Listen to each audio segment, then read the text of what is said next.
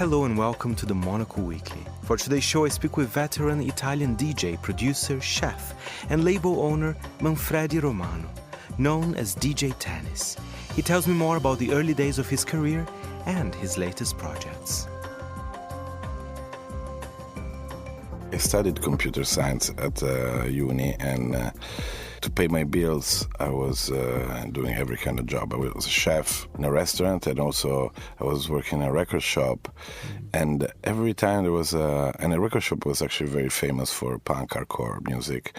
And every time there was an American band coming to Europe, they were asking the record shops or friends of friends, anyway, they were asking if there is someone can drive us throughout Europe, because we need somebody who knows how to handle like European traffic, Italian roads, etc., etc. And I was always the one, yeah, it's me, I want to go. And so I ended up with vans with the stinky bands around Europe many times. That's how I started my tour managing career. But was that the music that you love, or what kind of music did you love back then? I actually love every DIY punk, I would say, derivated music. Either it was hardcore or post-rock or emo core. Like, I loved bands such as like Black Flag, Fugazi, Juno 44, Sonic Youth. These were my bands, like the bands I was listening on a regular basis. And do you still, because you have a new label, Life and Death, as well, there is some elements of that, of post-punk? I mean, not quite, it's more electronic music, but do you think there's still some of that you fall in love from the beginning of your career? There's definitely, I think, no matter what, like the music you listen, you like, influences your music and the label you run, because also you go to find similar approaches into making music. Of course, it's different. As you say, it's electronic music, it's dance music, but there is dance music and punk music and electronic music had life together at some point. Like the similarities were punk music was DIY and electronic music was DIY. Electronic music was never produced to be mainstream. It was always produced to feel a small community of people who wanted to dance, rave, etc. So in a way, this small community approach is derivated by like DIY attitude and punk music as well. So you can find a lot of also points of contact between the two. They both, in a way, have this punk attitude, in a way. Yes, at least at the start. At the start. Mm-hmm. And tell us, you're a very international man. You're Italian, but I believe now you're based in Paris, right? Where did life take you after Italy? Well, Italy, I worked in Italy for many years, not as a DJ, not as a music producer, but as a promoter, an agent, a tour manager. I was a curator for events. As soon as I started making music, I got to tour, I got to explore the world much more, and I got to start DJing actually.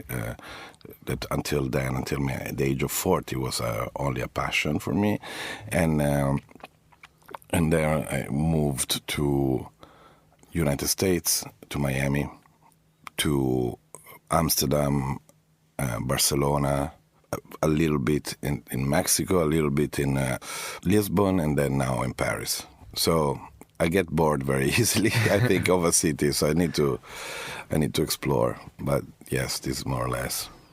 And remind us again, what brought you to London? I know you have this new audiovisual project at W1 Curates, which is basically in Oxford Street, which is, I mean, it's such a renowned place, right?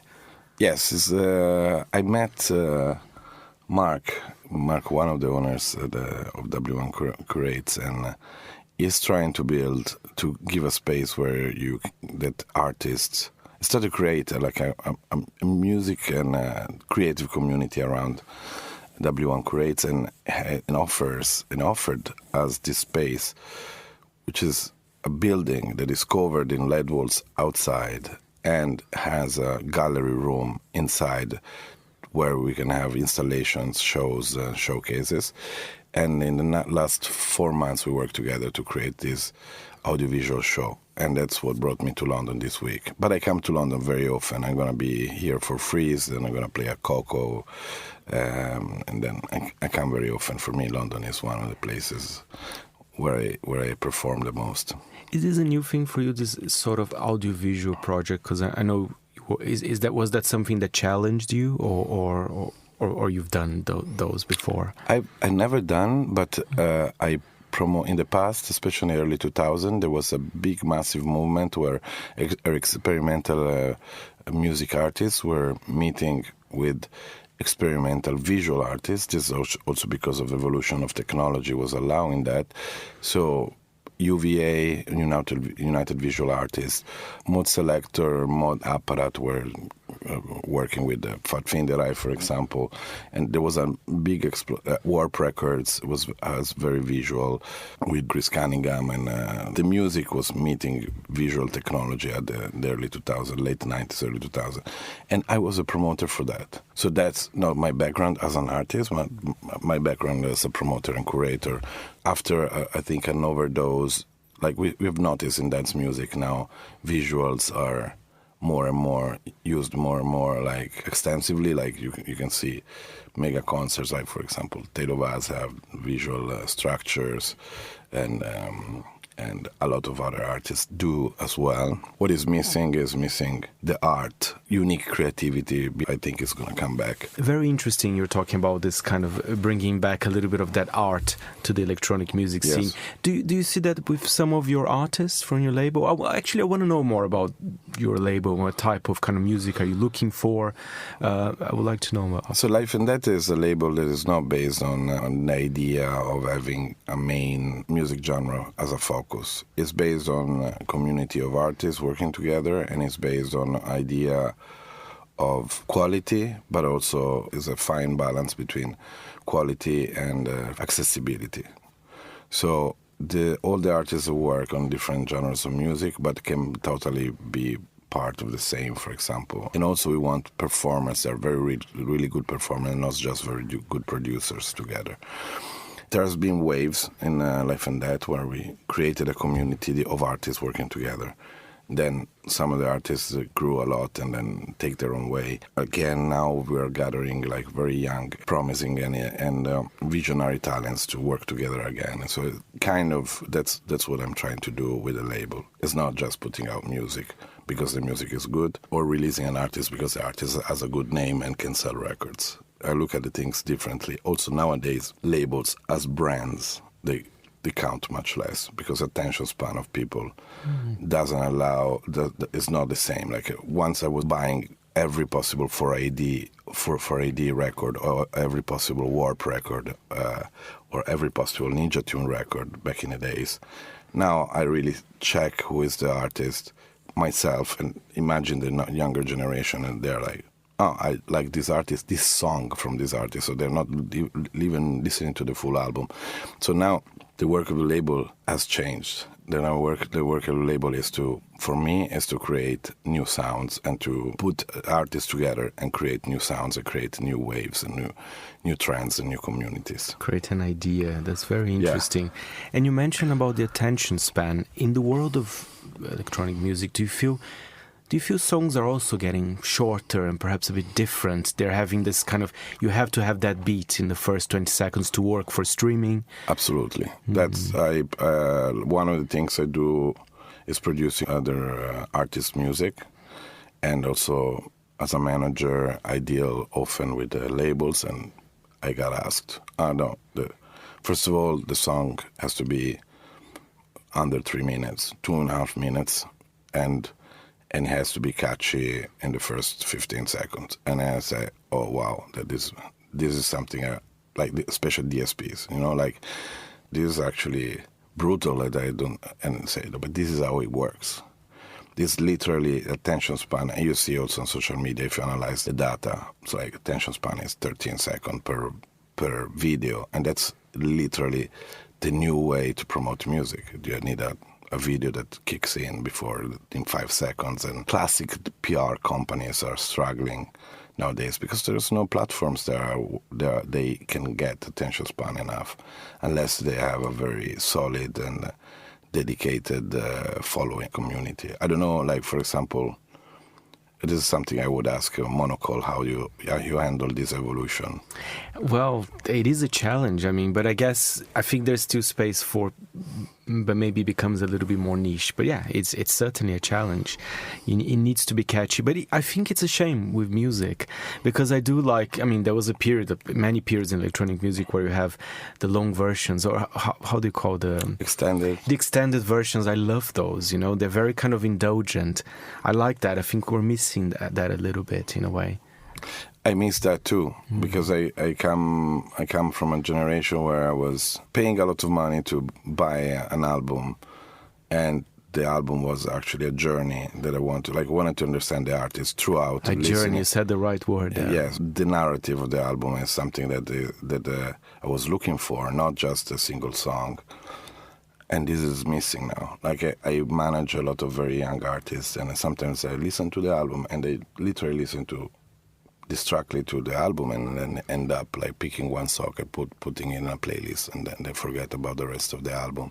Also, what works for me on the dance floor on the DJ perspective, which means repeating beats, mesmerizing sounds, sound design, is not really is not possible to achieve on digital platforms, because people wants to listen, doesn't want to wait and get into the song, because there's not a flow. That's why, for me, DJing is very important nowadays, because DJing teaches you to just jump into a state of mind and start listening to music in a different way that now media digital platforms don't allow you to anymore. So for me, I listen to a lot of more DJ sets than before, because I learn a lot about music through DJ sets or radio show or selectors, rather than listening to one song by one song. Like, I learn a lot of new music just listening to selectors. And I think you're right. Looking ahead to the end of the year, you're a very busy man. You're traveling, you have literally your suitcase here. What can we expect? More plans for you? Because I saw that you're also involved with the world of food, a Munchy Town, right? Tell us a bit more about that. So, like, I get bored, as I said, I get bored very easily, so I need to keep myself busy. And one of the passions I always had is food. I learned since I was a kid to make food. Because of my family, because when we were kids, we were never going to restaurants or ordering delivery. It didn't exist. It was like going to a restaurant was a once in a month occasion to celebrate something special. But the daily routine, it was like cooking at home. My parents were hard workers, were never there, so I was helping them cook at home. I learned that. And nowadays, I think that I always cook for myself and for my friends as a routine. During pandemic, I had the chance to cook private dinners and collaborate with chefs. And I found this cooking again like such a beautiful thing. Sometimes more interesting. It's very similar for me to DJ, because you're delivering an experience, you're telling a story through a dinner, through cooking different plates and then delivering to your friends, make them happy and you're happy. So in a way, this came natural, and I branded it Munchy Town, because at some point I started getting requests not to DJ, but to cook. And I said, okay, we need to kind of organize this. It shouldn't be necessarily linked to music. It should be a completely new thing, and that's what we're doing. This coming week, I'm cooking in Ibiza. In 2 weeks, I have a dinner in Ibiza, then during ADE. So I'm getting busier as a chef, which makes me so happy, because sometimes I need to step out from the DJ nightlife bubble. Amazing. And what's your dish of choice, if you could make something right now? I mean, there is many dishes of choice. I am obsessed with improving and making the best ragu, which is like the meat sauce, using different kind of meat, changing the quality of the tomatoes, the onions. For me, ragu is one of the classic Italian things. Nobody has a unique recipe, and so it can become a very personal recipe. Ragu was nothing else. But historically, it was just the leftovers of the piece of meat and veggies you had in the fridge. And to preserve them, you made like a soup out of it. And then you're dumping it on top of a pasta. So that's That's why there is no recipe. What meat would you use in a ragu? I'm curious now, because I like ragu. I like, beside beef and pork, I like to add liver, chicken livers, for example, and rabbit. Sometimes wild boar, so to give a more gamey kind of twist. I love rabbit, actually. Rabbit is amazing. The rabbit-only ragu is one of my favorite things ever, because it's very delicate and in the taste and very sweet. For me, it's a balance of different kinds of meat, spices, just very good tomatoes and veggies. And this is the super comfortable food, like you. This comfort food. It's like family food for us in Italy. It's something that recalls memories of your grandma and your family and your land. Good food and good music. Thank you so much, Manfredi. A pleasure talking to you. Thank you.